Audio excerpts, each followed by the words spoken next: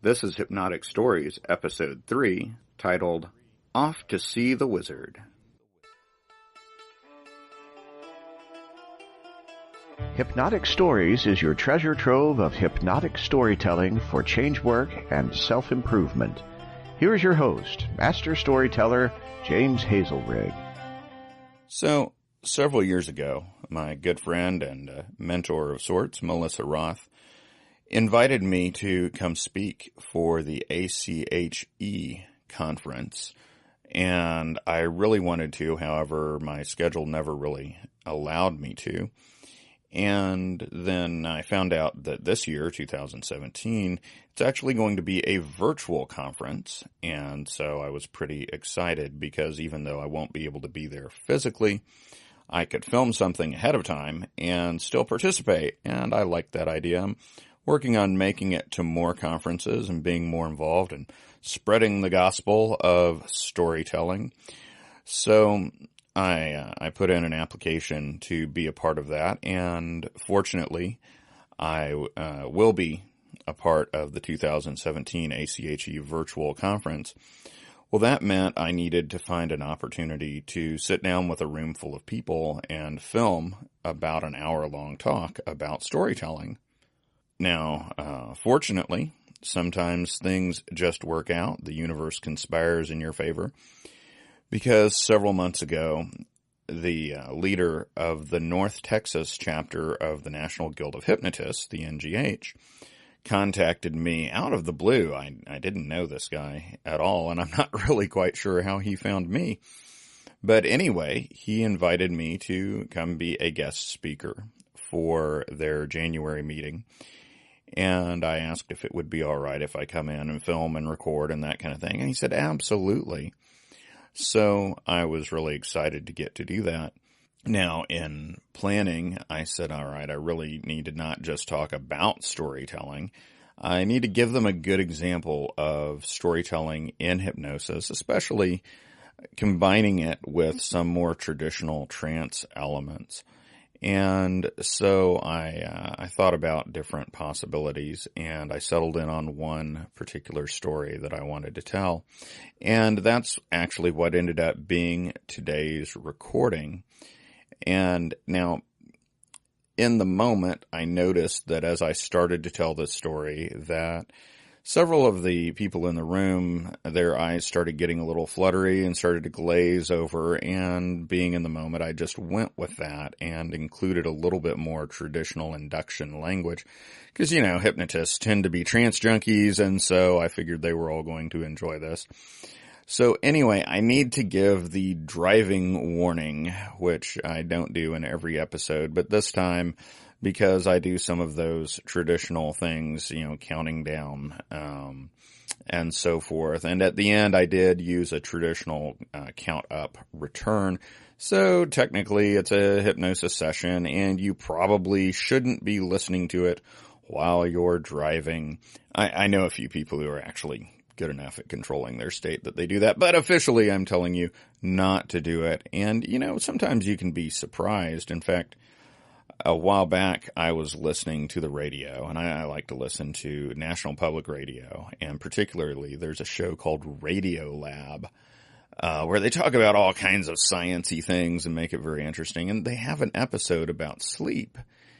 And I was running some errands listening to it on a Saturday, and early on in the episode, one of the hosts says, you know, sleep is a confusing thing. You just close your eyes and sleep.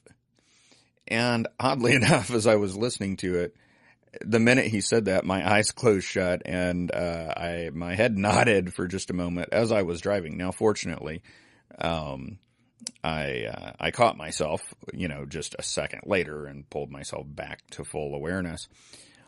Funny thing was, the next day I was driving around and the same episode was playing, and when they said, and you just close your eyes and sleep, once again, my head nodded and I had my eyes closed. So I said, well, it's a good thing that I am comfortable managing my own state. So anyway, I hope that you weren't driving just now, and I hope that you didn't go off into a trance when I said sleep.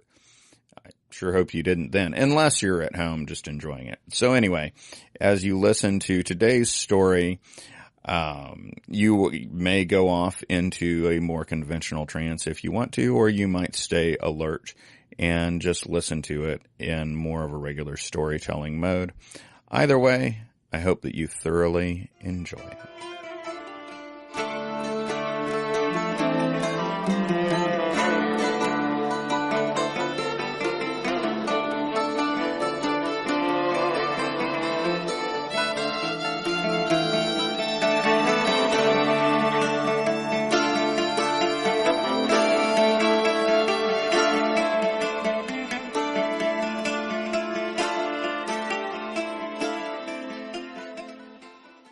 Another example, a couple years ago, I got it was probably a Facebook message from a friend of mine who's also a hypnotist. In fact, we've taken classes together. And, the great thing about being a hypnotist is when you really need a hypnosis session, you can call somebody you know, and they'll do it for you. It's really awesome. It's paid out off a number of times.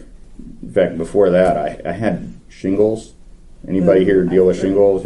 Not fun. So, and when you first get shingles, you don't know it's shingles, right? Because, and here's the thing: if they catch shingles really fast, they can give you a shot, but you don't know it's shingles until it's too late. Because mostly I'm just like, I feel vaguely uncomfortable. Okay, and then a day later I'm like, wow, I kind of itch a little bit. And then I'm like, this feels like I got a sunburn.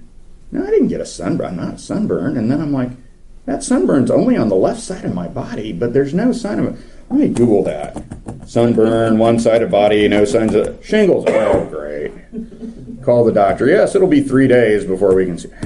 So I called up one of my friends. She did hypnosis for me. And that night it started getting better. Got to the doctor 3 days later, and he says, well, yeah, that's shingles, but that's the mildest case of shingles I've ever seen. Did you do that magic acupuncture thing you do? I'm like, it's called hypnosis. And yes, I did. He says, well, that stuff works, So he sent a patient to me later. So I guess things are good. But anyway, in this case, I got a message from a totally different hypnotist who said that if I had the time that evening, she would really appreciate a session. So we set up a time that evening to get on Skype. And I said, what's going on? And she said, well, tomorrow I have an appointment with an oncologist, the top cancer doctor in the city. And the reason is that during my physical, they found a lump, and they've biopsied it, and they sent the sample to this oncologist, and tomorrow he's going to tell me what he thinks. Mm-hmm. And I said, okay, well, I can't cure cancer. And she's like, yeah, I know.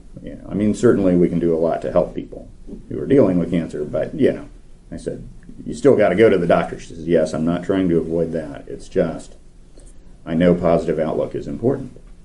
And what I'm really worried about, because authority figures, when they speak, they have the power of hypnosis behind them, basically, because they're authority figures. And this is the top oncologist in the entire city, and everybody's talked about how it's virtually a miracle I'm even getting in to see him this fast. I'm really worried that he is going to tell me that I've got 1 year to live, and a year from now I'm going to drop dead. Because there are many documented cases of something like that happening. And she's also one of those people who is very lucky to have a great hypnotic mind. She takes suggestion very well, and she knows that.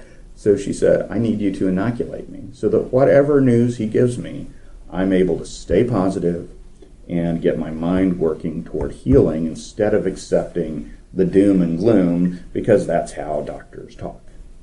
And I said, okay, yeah, sure, we can do that. I said, so, get into a comfortable position that you can maintain for a while. And if you want to, just take a couple of nice, deep breaths. And anybody here who wants to do that can always do that as well. And I said, just close your eyes. And you know how to go into a great hypnotic state. And that's the wonderful thing about working with hypnotists. Yeah, so, as I read many years ago, work by Overderf, he said that the greatest hypnotic subjects become the greatest hypnotists. So I don't know if that's true, but I decided to be a good subject at that point.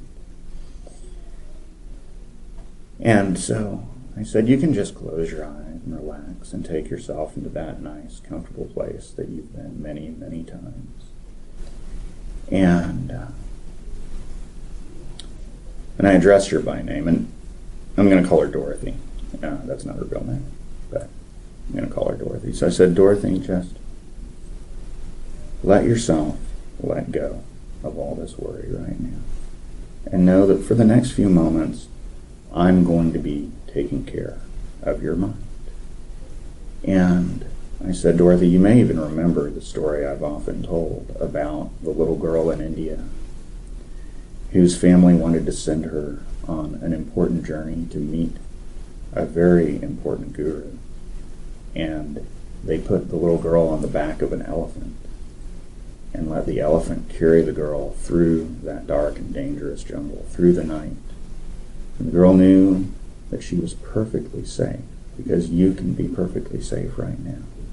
And just rest and relax on the back of that strong elephant that has a wisdom of its own that's going to carry you through the night. And in fact, you could even imagine looking up at the night sky and falling into the stars, into a sea of stars. Going closer and closer to those stars as I count down, 10 down to 9, 9 down to 8, 8 down to 7, 7 down to 6, 5, 4, 3, 2, 1, 0. Drifting, dreaming, floating in a sea of stars. You know, as you think about being in that sea of stars, you're in a peaceful place, far away from all of the chaos and confusion of the earth. Because down there on the earth, there are storms and hurricanes and tornadoes. And you know, I remember a story about a girl named Dorothy in a tornado. And that tornado picked her up, her and her little dog. And they were taken to a far, far away land where they went on a journey to meet a very powerful guru, a great and terrible oscologist. And there were a lot of amazing things, but they heard all about the wizard and what a wonderful whiz he was. And they knew surely he would have all the answers. And that reminds me of the very first time that I actually saw The Wizard of Oz. I was 4 years old. And, you know, back then we didn't have DVRs, we didn't have Netflix, we didn't have VCRs, we didn't have any of that. If you wanted to see something, you waited until it came on television, and then it was a big event. So all of my elder siblings, my sister and my 2 brothers, were very excited. The Wizard of Oz was coming on TV, and my parents were very excited. And they invited another family over. And they had children the same ages as my siblings, and they were all very excited. And my dad and the other dad, Bob Graybill was his name, they were going to cook steaks. And our mothers were going to make salad and mashed potatoes and things like that in the kitchen. And all of us had permission to actually watch television and eat at the same time, which was something we did not do in those days. My family was weird that way. We were taught that you have to focus on one thing at a time. And when you focus on one thing at a time, everything else can fall away. And so, before the movie came on, my elder siblings were very concerned about me, and my parents were very concerned about me, and the other kids, they were like cousins to us, they were very concerned, and the other parents, they were like an uncle and aunt to me, they were concerned because I was 4 years old, and they knew the movie was scary to a 4-year-old. And so they said, James, remember, what you see there is not real. It's not real. So don't worry about it. It's just pictures, it's just words. It's just imaginary flying monkeys. It's not real. Don't get scared. Stay calm, because it's all right. So we sat down to start watching it, and as we're watching it, it's in black and white at the beginning. By the way, all of it was black and white. We didn't have a color TV. Some words started coming across the bottom of the screen, though. And they had all been, the family had been telling me when the tornado came in and whisked Dorothy away. They said, this isn't real, don't worry. And then words came across the bottom of the screen. Because, see, we lived in Missouri, and the words coming across the bottom of the screen said, tornado watch. Well, I knew tornado watch meant there might be a tornado, or there might not. Who knows? So just keep an open frame. Be prepared, but don't be scared.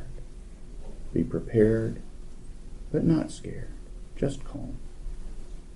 And then some other words came through, and they said, tornado warning. And that meant take reasonable action. Now, at that point, all of my siblings were getting up, and my dad and his friend Bob were grabbing the steaks off the grill and running down to the basement. And so they sat down there eating their steaks in the basement, and all the family huddled down there because there was a real tornado out there. But I'd seen the not real tornado on the television, and so I was very confused for a long, long time about exactly what was real and what wasn't real.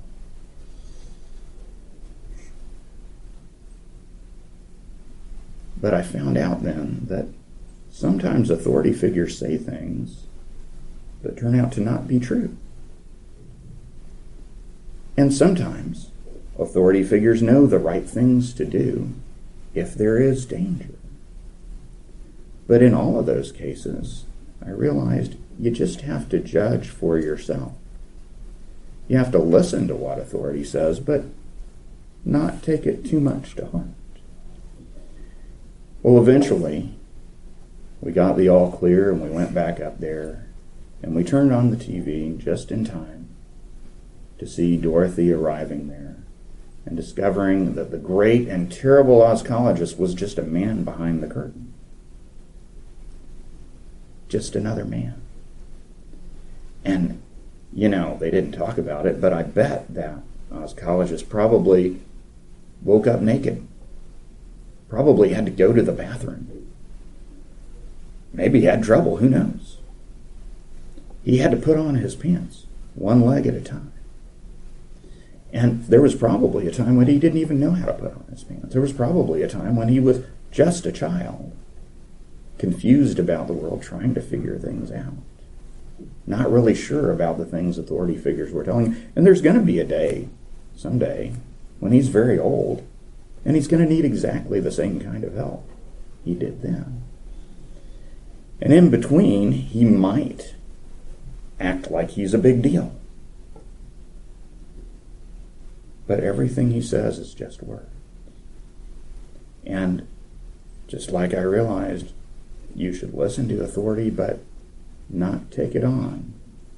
Only take on as much as you decide to take on. So we finished watching that,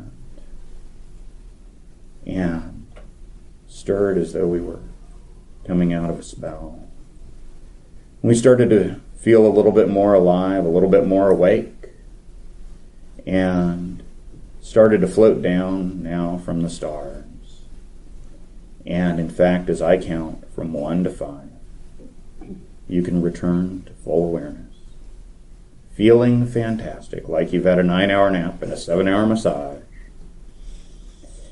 1, getting ready to come back to us, knowing that this work grows stronger with every breath that you take. 2, knowing that anytime you're on the road today, whether walking, driving, or riding a bike, you're totally alert and aware of your surroundings. 3, becoming aware of your fingers and toes and the tip of your nose and all points in between, fully back in your body, feeling great in your own skin. 4, almost back, feeling like you've had a 9-hour nap and a 7-hour massage, like you've washed your eyes with cool, clear spring water. And 5, open your eyes wide awake, feeling great, like a brand new person. So she opened up her eyes and went, wow. That's one of the fun things about hypnosis, is that when you finish the session, they go, wow. So she said that. And we talked a little bit more, and she realized that, that secret had always been with her. just like the ruby red slippers. She'd always had the power. And she knew that no matter what news she got, she would have the power to move forward. I was really happy the next day. She sent me a message and said, I'm all clear. So that was a big relief. I can't take any credit for that. Thanks for listening to the Hypnotic Stories podcast with James Hazlerig. If you've enjoyed this, don't forget to subscribe, like, and share with your friends. For free storytelling tips, go to www.hypnotic-stories.com.